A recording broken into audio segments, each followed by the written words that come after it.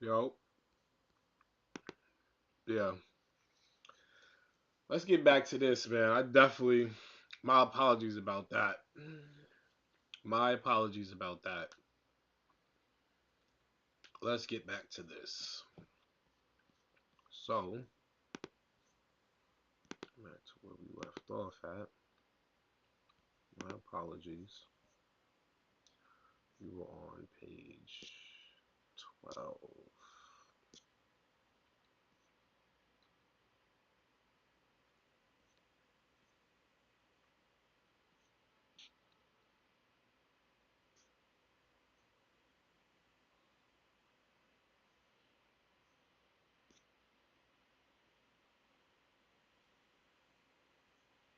Okay, volunteer.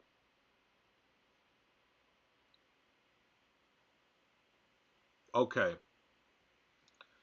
so this is where clear this up real quick. This is where Norb's lawyer speaks. This is where Norb's lawyer speaks, and that's a little bit apparent. You guys can pretty much see what's going on just from hearing his lawyer talk. You can pretty much see what's going on. Um, Give me a second.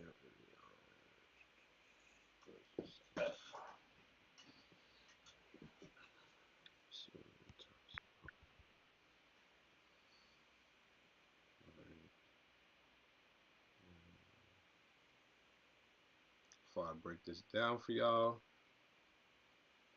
I did promise I would share this to a few people. Pardon me.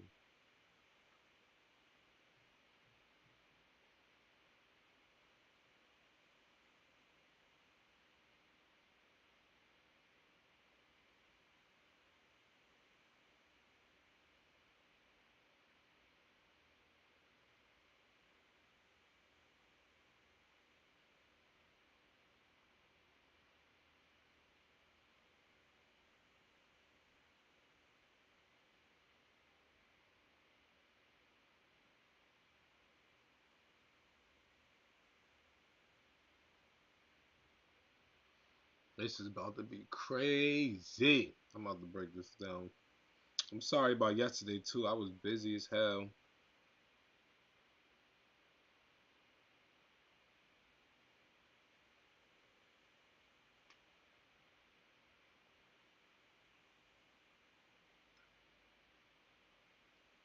Pardon me. I'm just knocking this out the way. Let me put this up here for y'all so y'all can see this.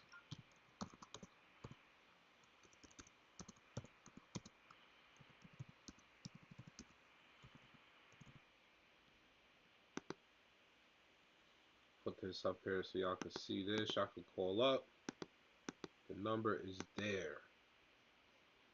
Number is there. Pardon me. I'm just a few more shares and I'll be getting ready to start this. We will be ready to start. I'm already got the page open. We are ready.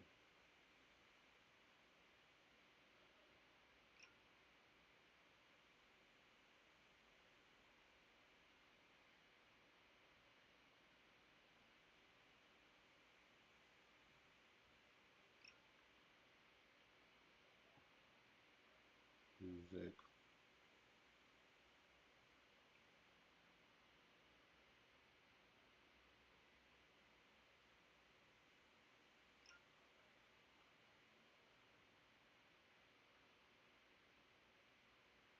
All right.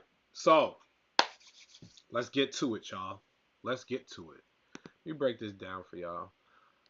I thought I was gonna have to head to the office and do some work, but I've been able to find the proper settings for you guys. So now, Mr. Jackson is Norb's lawyer. All right, that's one of the attorneys that's working on Norb's case. Pardon me.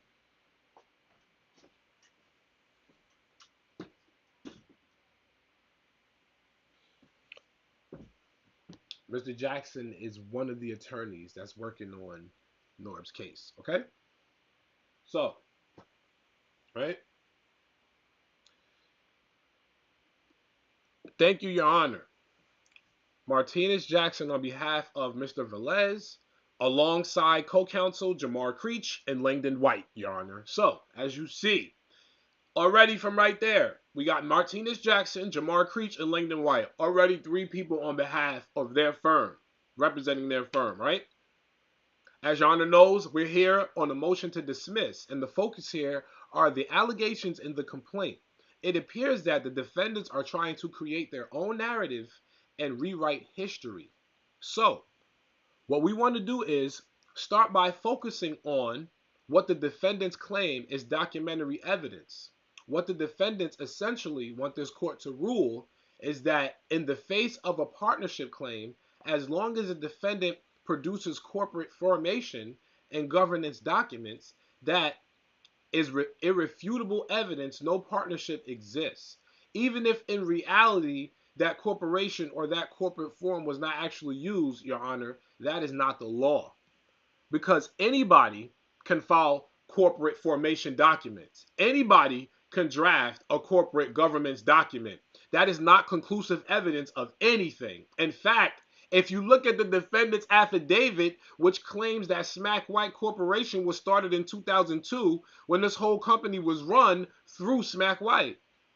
If you see Exhibit 1, it says that the state actually dissolved the corporation, Your Honor, which means that Smack White Entertainment, either they were not filing appropriate documents with the state or they were not paying their taxes, or both, for at least 2 years.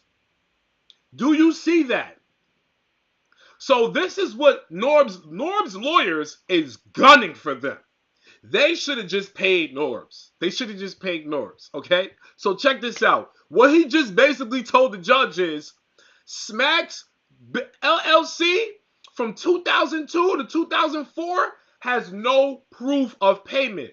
There's no proof of money, no taxes being filed. So what were they doing from 2002 to 2004? That's what this man is saying right now. What were y'all doing from 2002 to 2004? I'm going to continue. This dude is, right? So this can't be, look. So this can't be documentary evidence that the URL was somehow run through Smack White Entertainment, right? It is very ludicrous to think that somehow corporate filings from an LLC in 2013 and 2017 are conclusive evidence of anything in this case, right? Our client alleges that a partnership was started in 2009. And so, this is just not the stage to look at that alleged documentary evidence and get rid of our client's claims. So, here goes the judge, the court. But you claim that your client was a member of an LLC. We do not, Your Honor. The complaint actually alleges that the defendants approached our client in 2009 to form the URL as a partnership. The agreement was such that they were to have an equal interest in that partnership. And we allege that there was the sharing of profits and losses within the complaint, specifically, Your Honor. Now here goes the judge, the court. It was an unwritten partnership agreement. That's what the judge just asked Norb's lawyer. It was an unwritten partnership agreement? Mr. Jackson, Norb's lawyer, that is correct, Your Honor. It was oral agreement.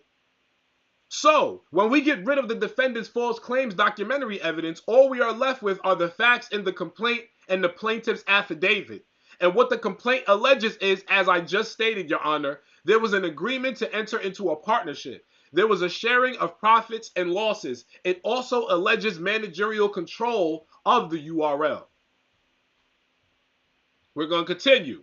I'm going to read for y'all. I owe y'all that. So, we're going to start at the top. We would like to point out that the partnership test, and hit that like button, y'all. I love y'all. Appreciate y'all. We're going to rock out today. Hit that like button. Hit that share button. Share the Facebook, Twitter. Tag whoever. Norbs, URL. I don't care who y'all tag. Tag artists, whoever, right? We would like to point out that the partnership test is a factor test. It is not an element test. So the only essential fact that has to be present is the actual sharing of losses, not an agreement to share losses. If in actuality they shared in losses, that is enough. The other factors are not conclusive, simply because the plaintiff and the defendants made much of this in their brief he did not have access to the books or manage the financial affairs, that is not fatal to his claims. So he's basically saying that just because a lot of things aren't in writing, just because he didn't have certain positions, doesn't mean that his claims are false or that he wasn't a partner, right? So now he continues. The URL's business model is such that they plan events, they host events, and they broadcast events. Our client had decision-making authority over 2 of those 3 major functions. Do you guys see what is going on right now? They plan events, they host events, they stream events. Norbs had 2 of the major 3. Our client had decision-making authority over 2. Look at this right here. I'm going to highlight it for y'all. Our client had decision-making authority over 2 of those 3 major functions. So that is managerial control, Your Honor. And just briefly, Your Honor, I do want to address the cases that opposing counsel referenced. The Stearns case. In that case, Your Honor, and our case, our allegation is that the partnership started in 2009 and that the LLC was not formed in 2013. In the Stearns case, there was a partnership that existed initially, and then it was validly converted to an LLC with the knowledge of the attorney. That is not the case here. In our case, we're saying a partnership started in 2009, and then they attempted to create this LLC without our client even knowing about it. Second, if you look at the Bourne case that they cite, that case was decided on a motion for summary judgment, not a motion to dismiss. Okay? We continue on for you guys. As well as the Barnes case, that decision was made after trial. So, clearly, this is not the stage to get rid of our client's allegations. Now the judge speaks. Anything else you want to tell me? Mr. Jackson, Norbs' lawyer. Yes, Your Honor. I would like to proceed to the quasi-contractual claims as well. Plaintiff is allowed to plead alternative theories in this case, and contrary to the defendant's assertions, plaintiff's quasi-contractual claims are not premised on his partnership claims. If Norbs was hired as an ad hoc employee, as the URL claim in their own affidavit, then Norbs would have been paid for his services. Norbs alleges that he was promised an equal split of profits and an equal share in the company, and that did not happen. So as far as promissory estoppel, there's a promise. That promise was not honored. So promissory estoppel, you promise to commit to giving somebody finances in an agreement of business, partnership, whatever. They told him orally, yes, this is a partnership, but they didn't follow through with the business. This is one of the claims that were held up. Unjust enrichment, quantum root, breach of fiduciary duty, and this is another one right here that was upheld by the court. This is another one right here. Make sure y'all hit that like button, y'all. I'm gonna keep going in. I'm gonna keep going in because I got pages to go. I got 28 more pages to go, and I already promised y'all to finish this 48 because, like I said, nobody else is gonna read this out to y'all. A lot of people don't even want to touch this topic. They're afraid to for whatever reason. A lot of people don't want to touch on this, but I'm gonna rock out with y'all. So here we go. The same is true for unjust enrichment. The defendants were unjustly enriched. Our client made contributions and he was never paid according to the agreement, even if there was no partnership. And the same applies for quantum meru. I will allow my co-counsel to discuss the text claims. Judge says, all right. So now, Mr. White, which is another lawyer who is a part of the firm and representing Norbs. Mr. White, good morning, Your Honor. This is Landon White. May I continue? Yes. Normally, we don't have two counsel arguing a motion, but I'll hear you. The court, you are on mute. Mr. White, can you hear now? Sorry about that, Your Honor. Yes, I can. Thank you. Owners of closely held enterprises wear many different hats. and they told, just as our client did in many of the business's daily activities, to grow and become profitable.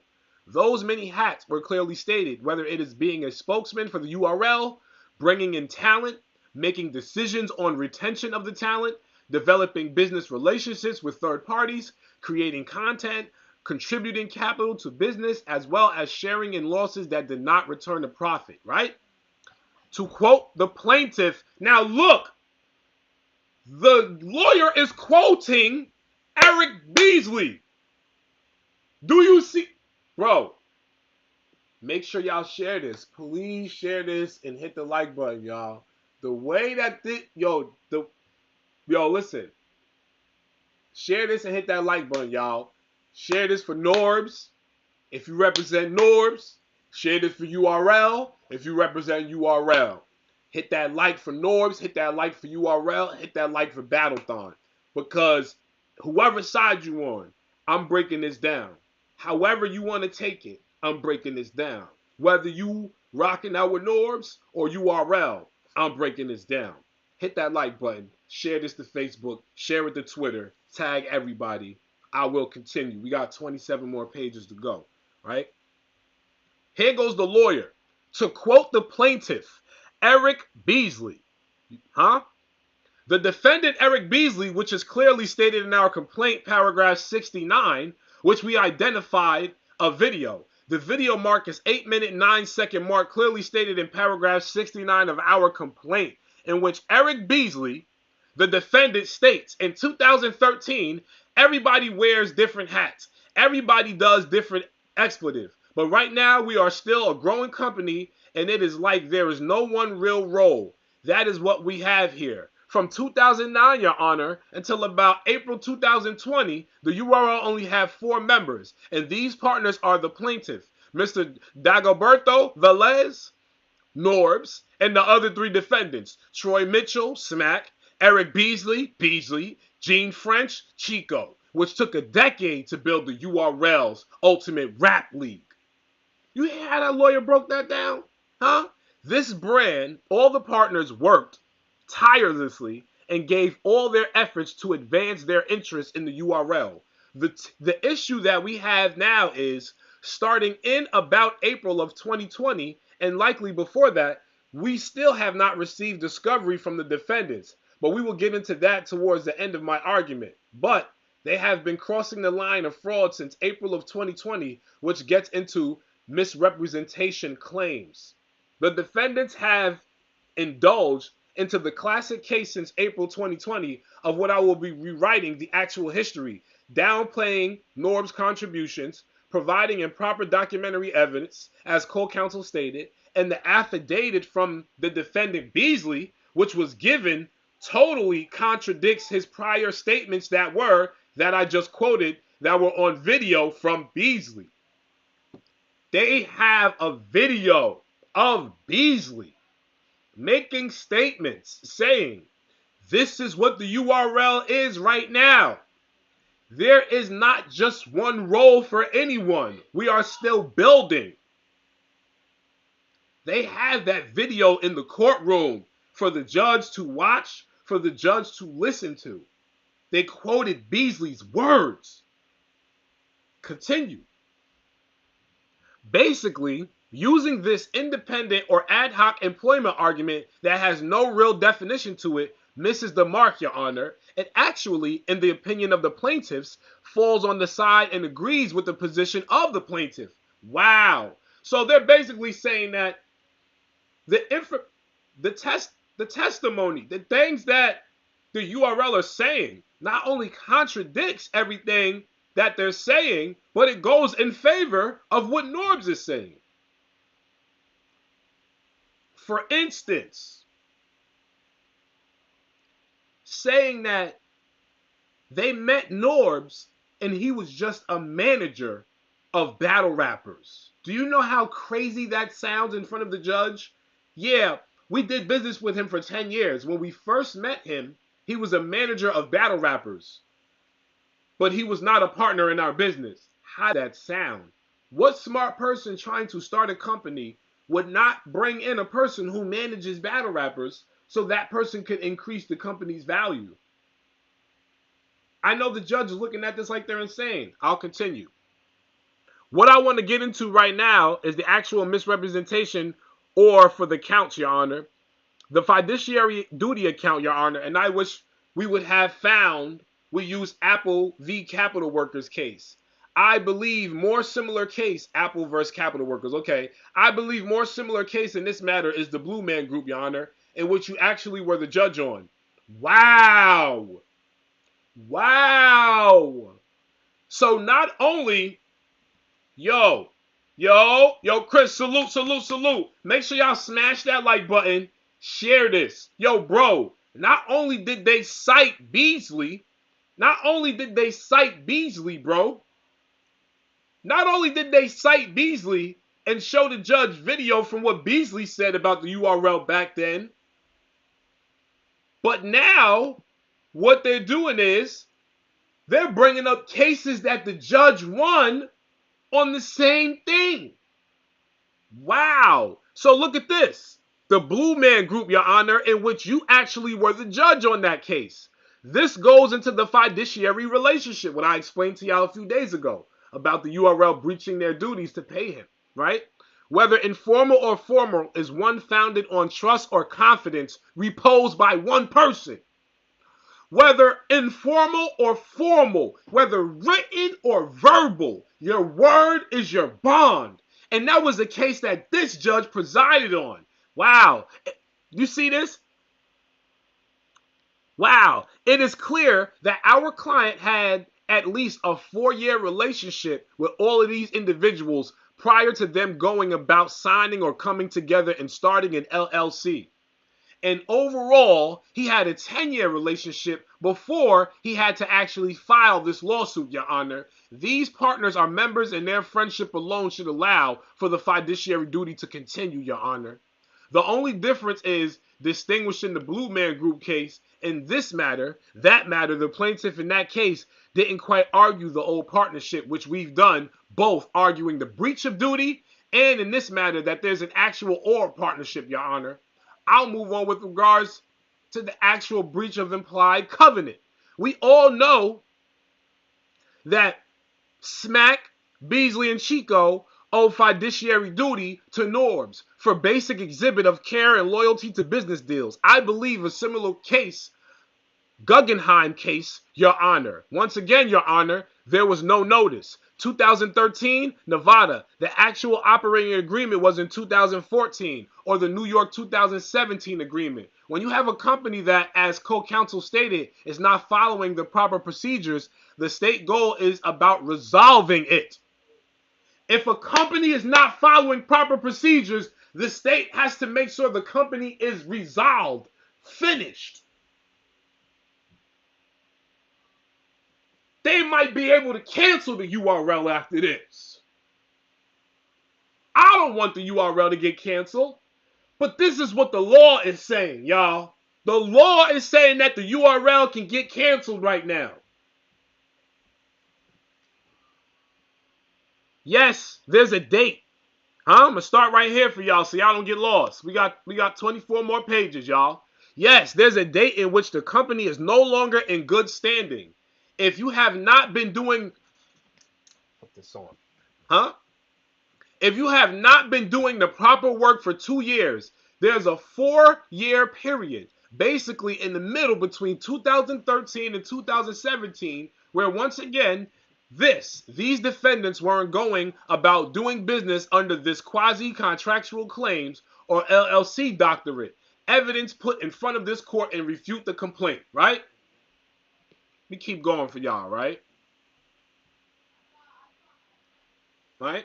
Look at this. Hey, we forgot to tell you this. Based on their affidavit, as well as their request for admission, Your Honor, they agreed that this did not happen, that they did not show that within itself should go to a jury, Your Honor, and I'll continue to move on. In regards to the violation of right of publicity, so the violation of right of publicity is if they have any pictures of Norbs, any events where Norbs is on video, if they have any videos or trailers that Caffeine plays that are from the 10 years he was Anything before April 2020 that they play in trailers, they owe Norbs a check. That's basically what that is.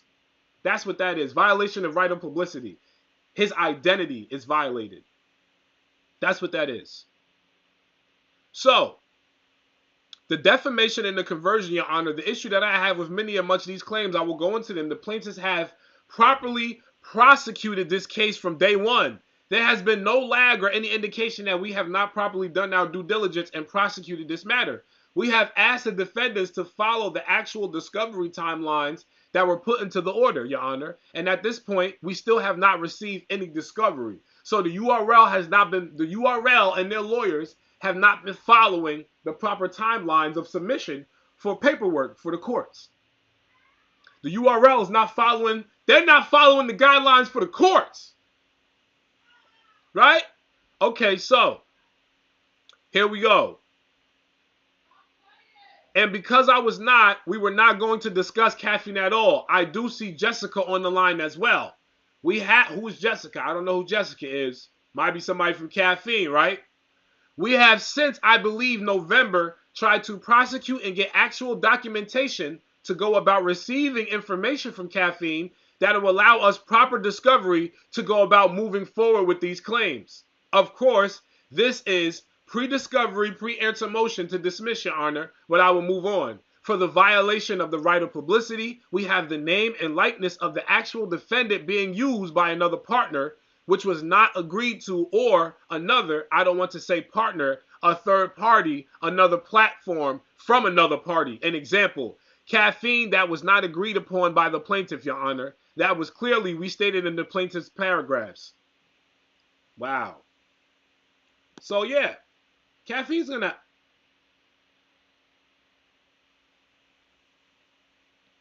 So check this out. This plaintiff has been in this business for over 10 years, and the issue is the dissolution. The question is, are we going to allow the Urban Rap League to continue to allow and not follow business procedures that they are supposed to, whether it's with an LLC or with a partnership, which we believe it is in, and we should not. They quote in April 28th, the Ultimate Rap League was April 20th or April 2020, state in bold, the Ultimate Rap League dissolved its relationship with 3-Star Norbs. It also goes down and states that the decision was unanimous. Not only was the decision unanimous because our client was just basically used up for 10 years and let go, but what happens is, based on the videos, the discovery, we have a client that has now lost his stake or his standing in this business world, similar to a doctor who loses his boards, or a lawyer that gets disbarred. Our client has gone from being this, a status symbol, this person that is an executive, a partner of the URL, to yeah, we just get rid of him. And that is not right. That is clear defamation, Your Honor. Also, in regards to conversion, the issue that we have here, Your Honor, is that they have taken possessory right of the content of 10 years, which our client has built up. They have taken it from him and allowed other third parties to use our clients. So look, right? Now, the argument is the URL, the content, some of that content belongs to Norbs. Oh, did we think that wasn't possible? Now that's the other argument. Some of that content belongs to Norbs. It's getting crazy, y'all. It's getting crazy. I gotta roll me a blunt. I don't know what I'm doing. No wine. I don't know what I'm doing. I need to roll me a blunt. This is getting dirty. Yo, Norbs, don't worry, Norb. It's hibachi season right now. We cooking. All right. Yo, y'all, hit that like button. Smash that like button, y'all. Hit that like button.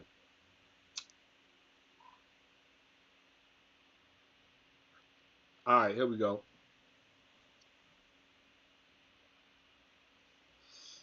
Here we go. All right. These last three, Your Honor, claims, I believe, they are 14, 15, 16. It's key for us. What did I tell y'all before, right? I said to y'all,